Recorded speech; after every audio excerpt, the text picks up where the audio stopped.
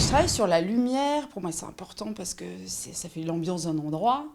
J'ai envie que mes créations elles soient accueillantes, elles soient plutôt pas trop sages, euh, qu'elles aient une personnalité assez forte, que ce soit vraiment une pièce importante dans la décoration, mais qu'elle soit pas non plus ostentatoire, trop prétentieuse.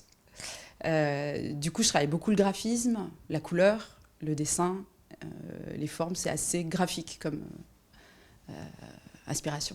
On n'est pas là pour créer des choses qui répondent au goût du plus grand nombre ou bien à l'air du temps. L'idée, c'est vraiment de proposer quelque chose qui nous est propre et en espérant que ça rencontre son public, quoi. C'est ça que les gens recherchent, effectivement, d'avoir quelque chose qui est différent de ce qu'on peut trouver dans les magasins, un objet qui est plus personnel pour eux, il l'est pour nous et il le devient pour eux aussi. C'est vraiment la valeur ajoutée. De toute façon, on n'existe que comme ça, parce que si on fait la même chose que ce qu'il y a en grande distribution, on ne sera jamais ni intéressant ni compétitif, parce qu'on n'a pas les mêmes prix, on n'a pas les économies d'échelle, on a beaucoup plus de temps passé sur les objets parce qu'on fait tout à la main.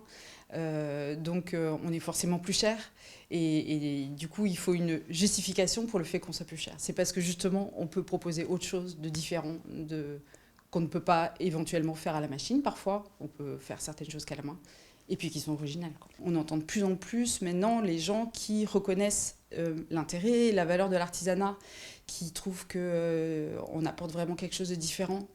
Après, dans les faits et dans la traduction de cet intérêt en acte d'achat, c'est encore compliqué.